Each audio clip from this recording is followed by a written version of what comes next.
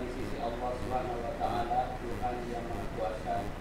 Dan kepada kita semuanya diberi kekuatan untuk melanjutkan perjuangan mereka. Dan kita mulai. Oh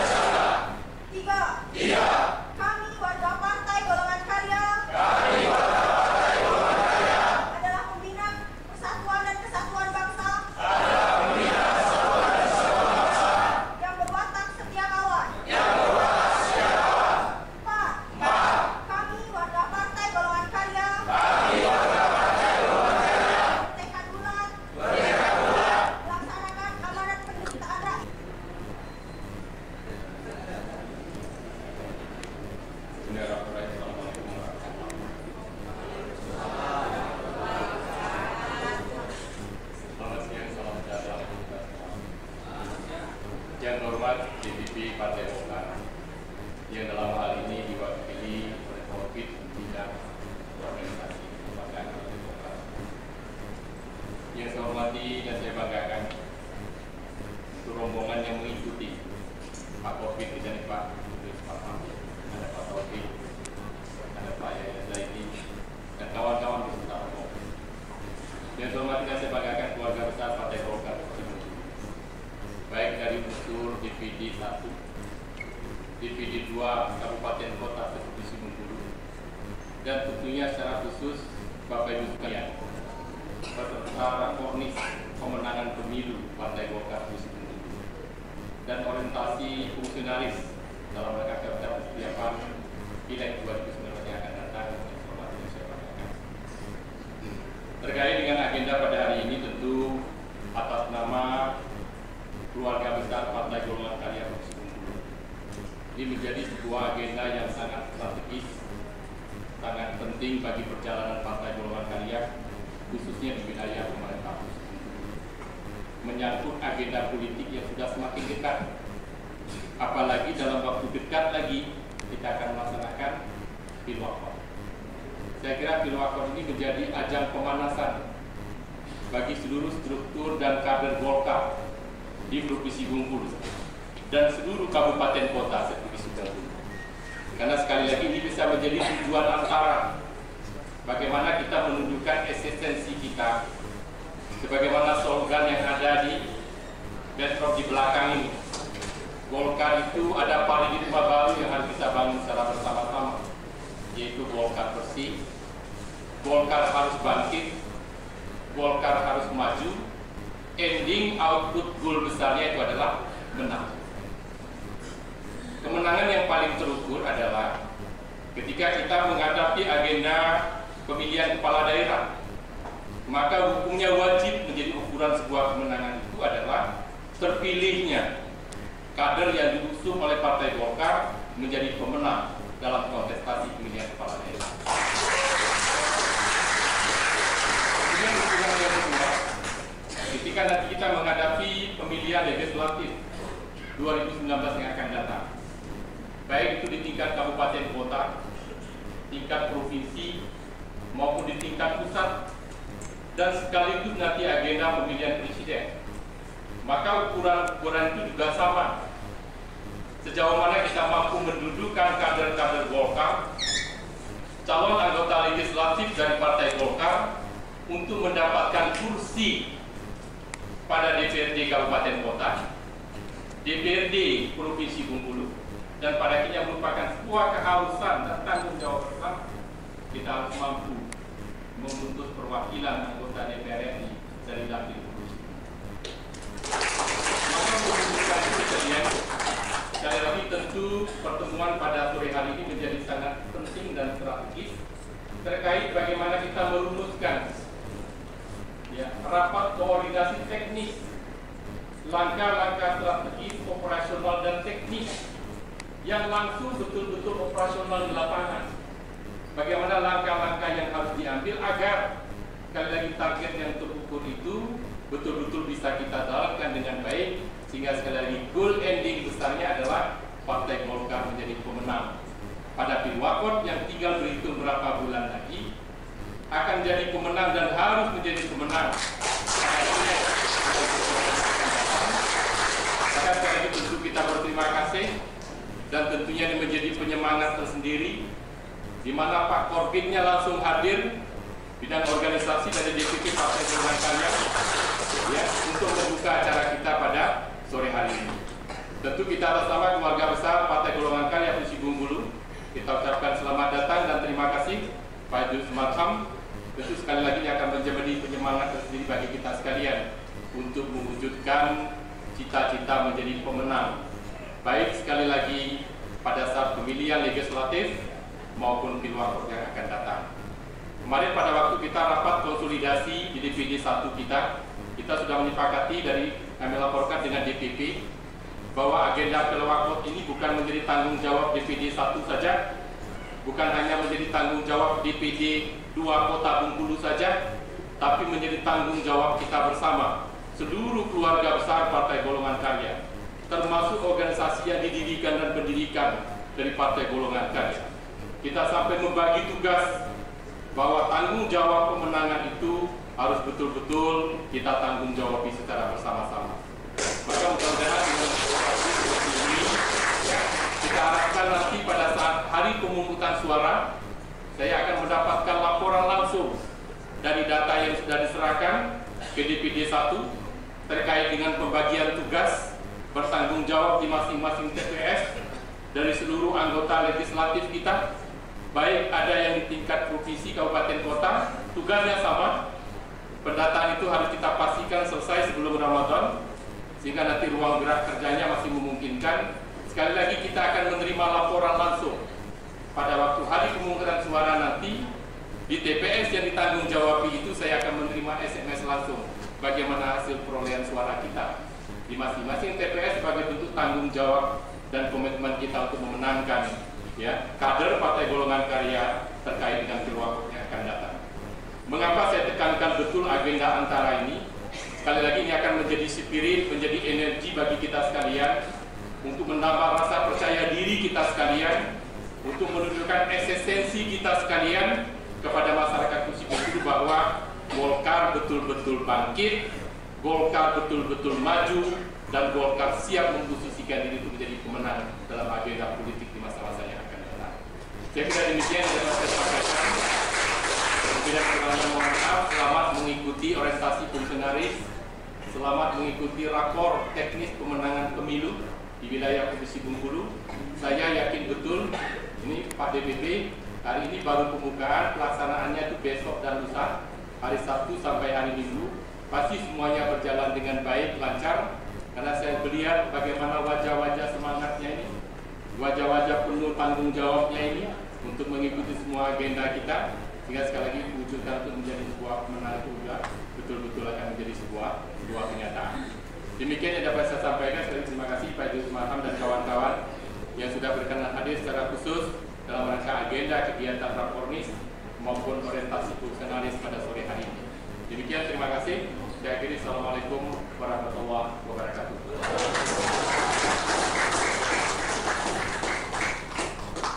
Bismillahirrahmanirrahim. Assalamualaikum warahmatullahi wabarakatuh.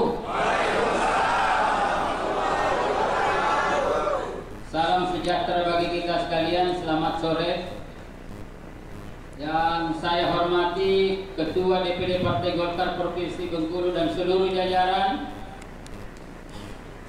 sahabat saya Taufik Hidayat adalah Ketua Bidang Organisasi dan Daerah yang berkuasa penuh tentang konsolidasi.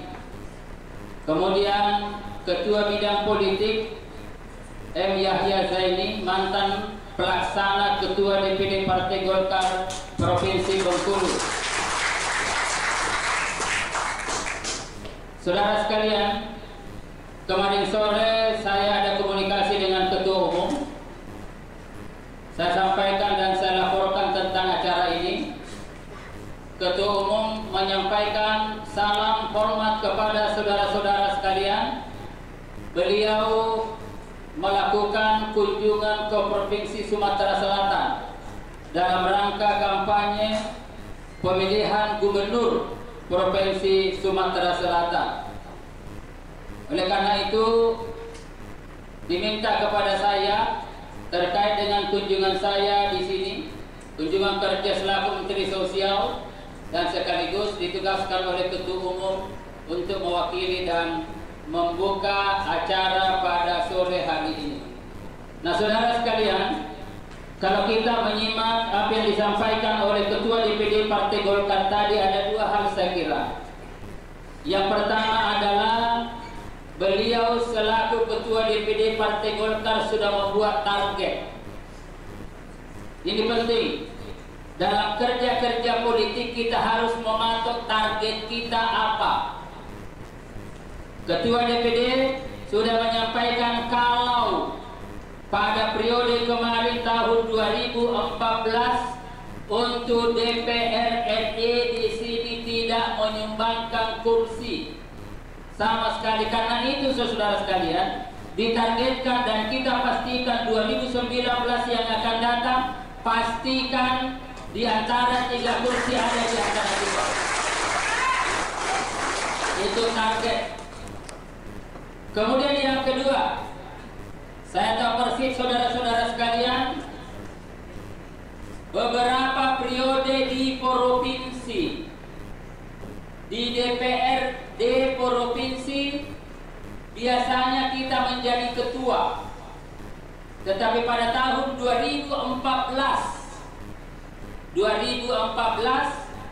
hanya kita jadi wakil ketua, itu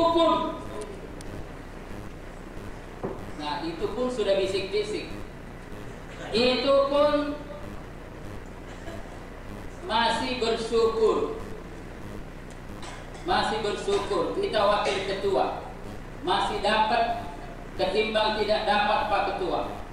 Ini juga target kita, pastikan 2019 kita harus menjadi ketua kembali, saudara-saudara.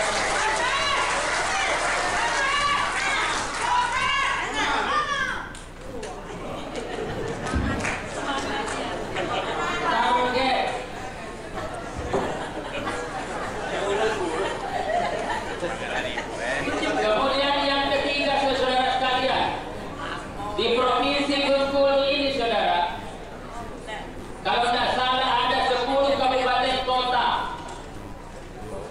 Di antara 10 kabupaten kota itu, yang kita jadi ketua hanya ada 2 kabupaten.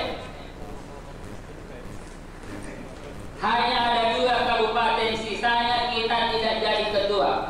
Kita pastikan 2019 dari 10 minimal 8 kita jadi ketua, saudara-saudara.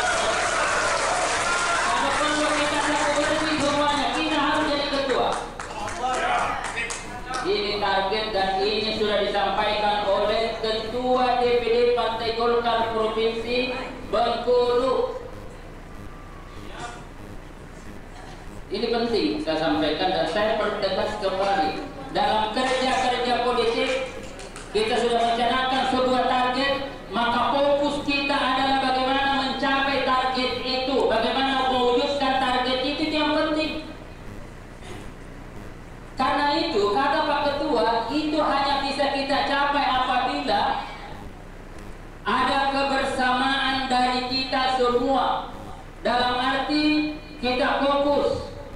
Lebih tegas lagi, hanya ada satu skenario politik yang kita perjuangkan, yaitu memenangkan seluruh pertarungan politik pusat, provinsi, dan kabupaten kota. Ini penting, kebersamaan. Nah, kalau ini yang kita lakukan, saudara-saudara sekalian, maka tidak ada masalah. Nah, oleh karena itu, pada hari ini saya ingin bicara pada hal yang lebih mendasar lagi. Bagaimana kebersamaan itu bisa kita capai? Bagaimana semangat ini bisa kita tumbuhkan dan menjadi semangat kolektivitas kita semua. Semangat individu-individu yang ada kita satukan menjadi kekuatan, menjadi semangat kolektivitas. Itu yang penting. Mari kita lihat, saudara sekalian. Lanjut ya. Nah, ini yang penting dulu.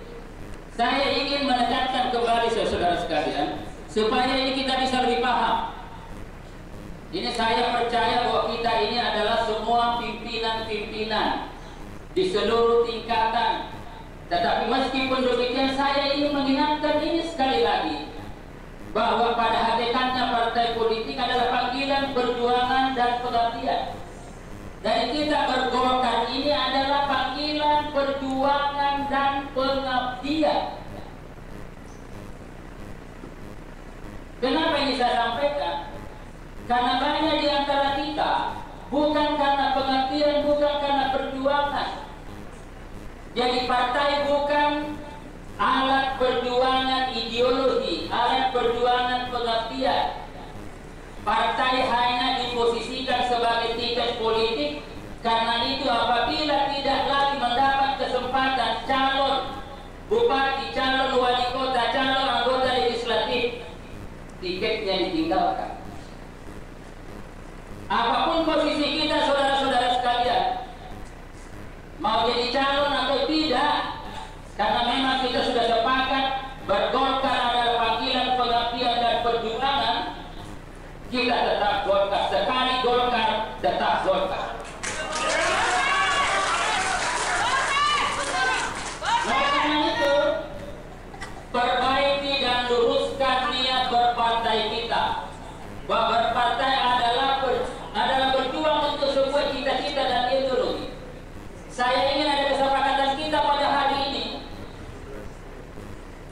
sekali lagi saya ingin ada kesepakatan kita pada hari ini. Mari pertemuan hari ini kita jadikan sebagai momentum untuk melakukan bahwa apa yang akan kita lakukan ke depan adalah gerakan ideologi untuk memenangkan pertarungan politik. Jadi berpartai adalah terlibat dalam gerakan ideologi, terlibat dalam gerakan cita-cita. Kalau ini saudara-saudara sekalian, gerakan ideologi dan gerakan cita-cita, dan ini yang sudah mendasari seluruh perjuangan kita, maka kita akan siap menghadapi apapun tantangan yang ada.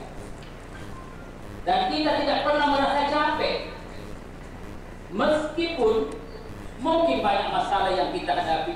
Dan ini yang saya tunjukkan ketika saya jadi sekjen, saudara. Selama saya jadi sekjen mungkin kurang lebih 8 tahun lebih, 6 tahun terlibat di dalam perseteruan elit di Golkar, dan sebahagian besar lagi terlibat dalam konflik-konflik politik. Tetapi saya tidak pernah mundur dan saya tidak pernah emosi menghadapi situasi. Kenapa? Modal saya adalah Golkar adalah panggilan perjuangan untuk ideologi dan cita-cita. Itu yang mendasari kita. Nah, ketika ini ada di sini, bukan ada pada kepentingan pragmatis. Kalau kepentingan pragmatis tidak ada pada diri kita, maka mudah kita berargumentasi tidak ikut. Tetapi kalau ini kepentingan ideologi, sekali lagi tidak ada tantangan, tetapi semua tantangan kita jadikan peluang untuk membuktikan bahwa kita mampu mencapai target-target yang ada. Lanjut. Nah, kenapa saudara sekalian untuk mewujudkan cita-cita dan ideologi partai diperlukan kekuasaan? Perlu kekuasaan, perlu jabatan, perlu posisi. Tetapi jabatan, posisi, kekuasaan semata-mata kita jadikan instrumen alat untuk mewujudkan cita-cita, bukan tujuan. Menjadi menteri, menjadi gubernur, menjadi wali kota, menjadi anggota DPR bukan tujuan. Itu adalah alat bagi kita untuk mewujudkan cita-cita kita, ideologi kita, untuk kepentingan rakyat. Ini penting. Makanya mungkin bertanya, ini sahabat saya 2 orang, sahabat Yahya dengan sahabat saya Taufik ini. Mungkin di Golkar saya baru mau jadi menteri setelah keempat kalinya ditawari jadi menteri. Pertama, kedua, ketiga tidak jadi menteri, karena dimanapun posisi saya nggak ada masalah. 2009 pilihan menteri atau sekjen saya serahkan kepada ketua umum. Ketua umum mengatakan, saya ingin Anda bantu saya karena Anda adalah bisa di politik. Saya ingin sama-sama dampingi saya karena saya menganggap saudara Idrus memiliki keahlian di bidang politik. Saya katakan, silakan ketua umum. Makanya ketika itu ada triple A, Akbar Tanjung, Abu Rizal Bakri, Agung Laksono yang masuk menteri saya jadi sekjen. 2011 segera setelah saya mengundurkan diri dari DPR setelah memimpin Bangsul Senturi, datang lagi tawaran menteri. Saya katakan, ketua umum, sudah terlanjur saya jadi sekjen, masih banyak senior-senior yang belum kebagian, kasih dulu mereka. Maka pada waktu itu senior yang terpilih adalah senior kita adalah Diki Sutarso. Jadi saudara sekalian, kenapa? Karena dasarnya ini. Lagi-lagi tahun 2016 komitmen Pak Setia Novanto ketika itu saya mundur sebagai calon dan saya mau prakarsai kemenangannya, saya jadi menteri. Tapi setelah jadi menteri, setelah itu terpilih, masih tetap. Tetapi karena pada komitmennya beritahu istrinya, supaya beritahu istri saya, bahasanya kalau Idrus tidak jadi sekjen kita kesulitan, istri saya beritahu, saya katakan tidak ada masalah. Akhirnya tidak jadi lagi, tetap jadi sekjen. Saudara sekalian, kemarin ya ini untuk wartawan, ini off the record, ini internal. Saya ingin tidak ditulis. Ya, ini internal off the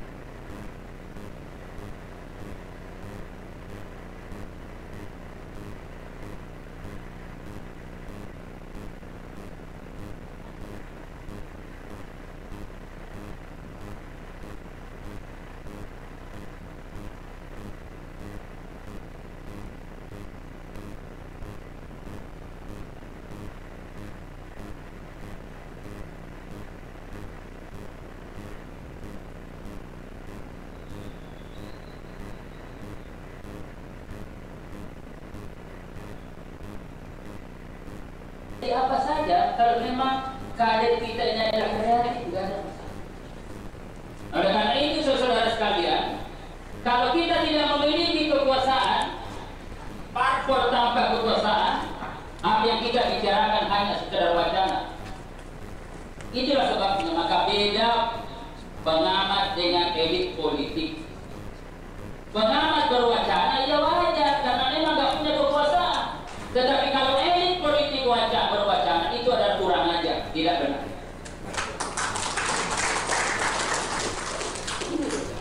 Ini pikiran-pikiran ini yang kita tanamkan kepada seluruh kader partai supaya memiliki semangat. Saya kira ini. Nah, oleh karena itu adalah tepat ketua kita sudah mencanangkan pilkada harus menampil wako. Mana calonnya?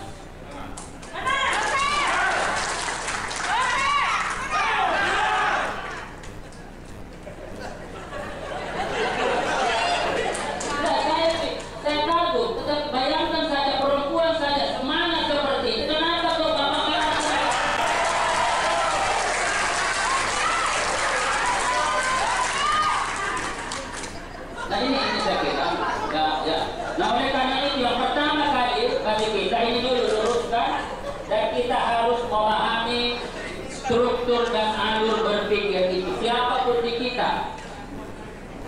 Nah, tetapi begini juga sebenarnya. Ini lagi ya para wartawan, tolong jangan dikutip apa yang saya sampaikan, jangan ini off the record. Itu tetapi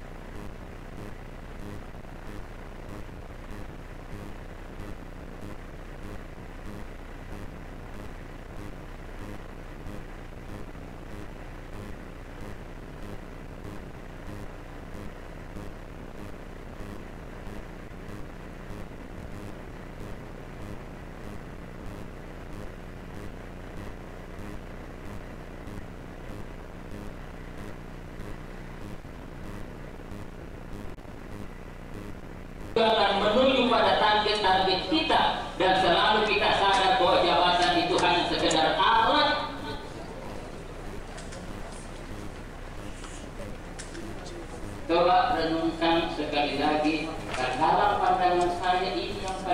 dasar. Saudara sekalian, lanjut. Nah, tetapi sebagai sebuah partai, kita juga harus sadar bahwa semangat munaslup kemarin 2017 ya bersih bangkit jaya menang pada seluruh pertarungan politik yang berpuncak pada 2019. Semangat ini harus menjadi jiwa pergerakan pengurus dan kader. Ini loh yang menjadi jiwa kita, ini yang menjadi pergerakan kita. Karena itu saya selalu menyampaikan kepada teman-teman di DPP juga, bahwa tidak hanya kita teriak-teriak di sini, tidak ada gunanya kita di sini mengatakan mantap, hebat, luar biasa. Kalau kita mau mantap, hebat, bukan di WA.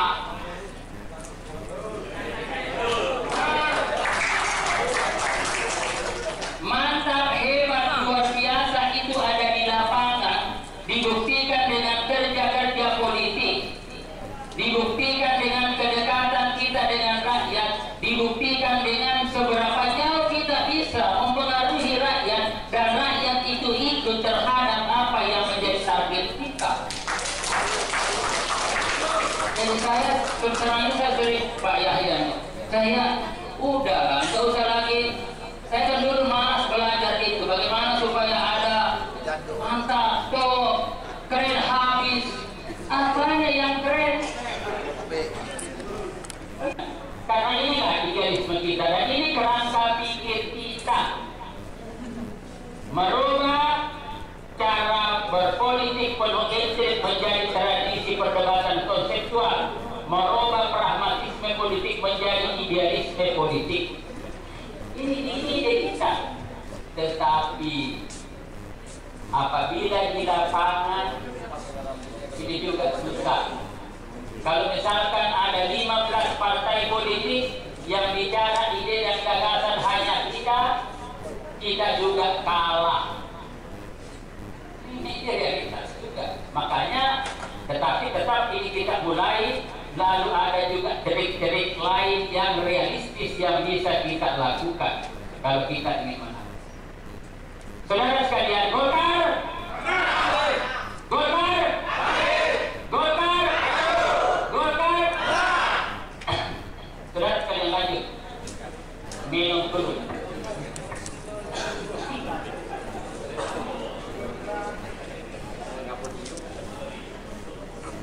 Nah, saudara sekalian, mengapa perlu kita menang? Saya kira ini idealisme kita, ini tulisan saya sudah lama. Saya sejak dulu tulisan saya selalu ini kerangka pikir kita, kenapa kita menang. Dan saya kira ini tidak usah saya sampaikan, nanti dibaca aja ya. Mengapa? Karena ini loh yang kita, kalau ini penting, kalau ada dialog-dialog di TV, ada dialog-dialog di mana saja, ada diskusi-diskusi, ini dijelaskan kita menang karena ini ya. Jadi saya kira ini perlu. Kemudian yang selanjutnya sudah setengah 4. Nah, kita yakin bisa menang, kenapa? Tadi targetnya ada, kita yakin menang, kenapa? Ini idealisme kita. Partai Golkar adalah partai besar yang memiliki pengalaman panjang dengan berbagai prestasinya dalam sejarah kehidupan bangsa. Benar. Persoalannya adalah Mas Tinggi. Ini kan ketua bidang organisasi dan daerah. Mengapa?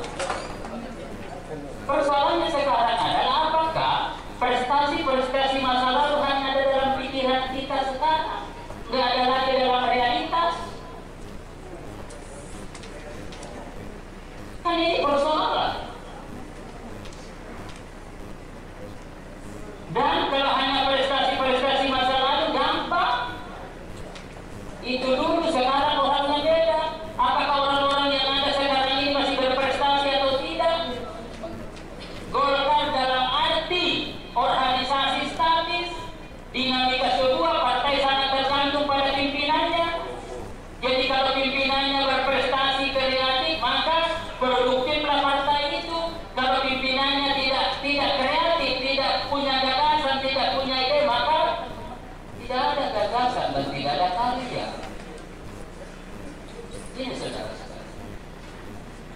pikirkan itu. Kita hanya bisa menang apabila prestasi itu ada dalam kenyataan, bukan hanya ada dalam tulisan. Masa lalu ada ini, ya masa lalu. Pimpinan Golkar sudah berubah. Kan ini loh cara-cara kita. Karena itu harus ada dalam realitas. Ya, ada apa di situ? Ya, kenapa? Enggak, kalau nggak serius, saya sudah serius, capek. Kalau nggak serius lagi keluar. Enggak, saya tidak main-main, saudara. Ya. Jadi ini semua kita lakukan ya. Jadi kalau ada yang tidak serius, kenapa keluar? Ya ini perlu begini. Jadi tidak bisa. Kalau saya datang di sini untuk nyenang-nyenangin Anda, tidak perlu. Saya datang di sini untuk memastikan bahwa kita dapat kursi untuk DPR RI. Kita dapat menjadi ketua untuk DPRD. Itu saya datang di sini bukan untuk saudara-saudara nyenang-nyenangin. Saya sudah menteri. Yang milih saya adalah presiden. Udah, itu. Ya saudara sekalian, ya. Jadi mari saya mengajak saudara serius dalam berpikir berpartai. Ketika kita serius. Dan itu yang saya tidak setuju dulu kalau ada pertemuan, ada munas, ada musda, ada apa yang ikut di dalam rapat-rapat itu adalah orang-orang yang ada di seksi, ketua, sekretaris, bendaharanya pada keluar, lobby di luar. Tidak pernah ikut di dalam diskusi masalah konsep. Itu salah satu kenapa kita tidak baik. Iya, itu yang terjadi. Ini tidak benar. Tradisinya harus kita ubah. Bagaimana ada produktivitas kalau tidak pernah kita ikut diskusi tentang konsep, Pak Ketua? Acara besar di Jakarta udah pada datang ke Jakarta, tapi orangnya hilang. Yang ada perwakilan. Setelah diminta menerapkan keputusan, jangan menerapkan keputusan lain tidak tahu. Ini realitas, saudara. Ini yang harus kita ubah di partai ini. Baik, saudara sekalian, lanjut. Nah, kemudian yang kedua, coba. Sumber daya manusia yang dapat diandalkan, manusia unggul kader militer, apa betul? Pertanyaan saya, Mas Koci. Apa betul kita ini memiliki sumber daya manusia yang andal, yang hebat dibanding dengan partai lain?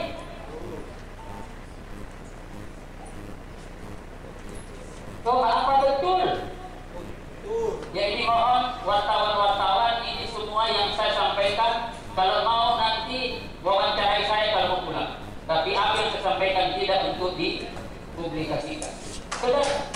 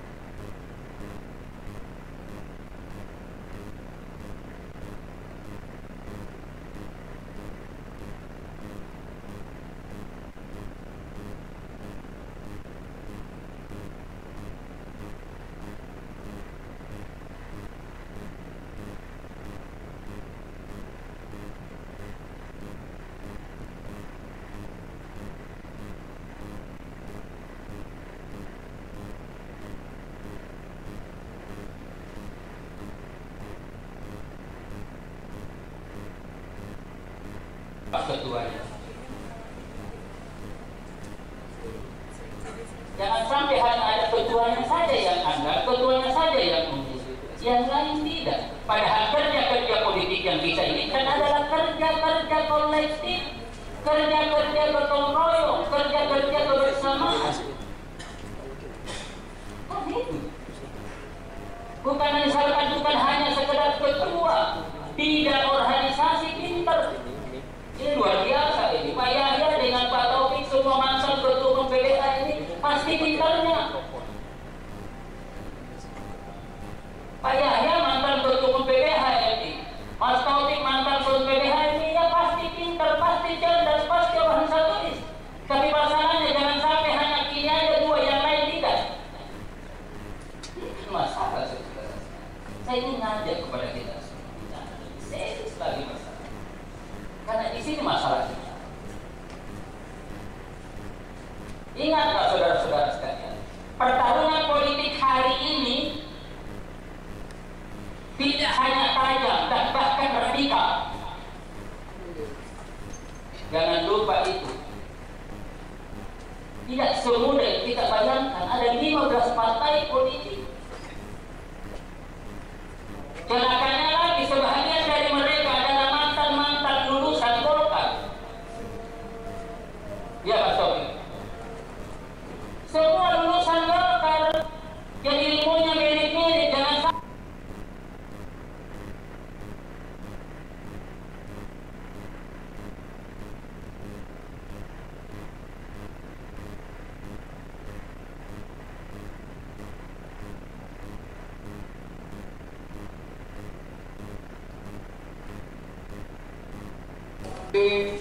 Ini tidak bisa lepas dari figur Ibu Megawati. Kalau Gerindra, partai ini juga tidak bisa lepas dari figur Pak Prabowo. Begitu juga Partai Amanat Nasional, ini tidak bisa lepas dari figur Pak Amin Rais. Partai Demokrat tidak bisa lepas dari figur Pak SBY. Maknanya apa? Kalau partai masih identik dengan kekuatan figur ini, maknanya adalah partai tersebut masih belum bisa menjalankan demokrasi secara baik dan benar. Segalanya akan bisa ditentukan oleh figur atau tokoh sentral. Di dalam PDIP kita tidak bisa ketahui bagaimana kompetisi politik yang terjadi di internal mereka, karena semuanya serba ditentukan oleh ketua umumnya. Begitu juga partai Gerindra dan partai-partai yang lain. Ini berbeda dengan Partai Golkar. Figur sentral itu sudah tidak ada. Kekuatan atau landasan berkiprah adalah aturan main atau sistem dalam bahasa yang lain. Ini sudah merupakan satu prasyarat bahwa organisasi ini bisa bergerak maju secara demokratis. Hanya apa yang menjadi problem Partai Golkar? Satu saja Pak, hegemoni uang di dalam proses politiknya. Orang mau menjadi bupati itu maharnya mahal sekali. Ada apa tidak Pak kalau di Bengkulu ini Pak, pakai mahar-mahar ini? Saya khawatir calon-calon bupati kemarin, Bapak Ibu sekalian, dari Golkar kalau lehernya dibuka itu banyak jahitannya di sini, karena habis digorok semua gitu. Nah ini penyakitnya, ini kelemahan kita, ya. Kelemahan kita, kalau ini bisa kita atasi dalam waktu yang cepat, kalau ini kita bisa tumbuhkan dalam Partai Golkar ini secara intens, maka trust masyarakat pada Partai Golkar ini akan atau datang kembali ke Partai. Saudara-saudara sekalian, beberapa hari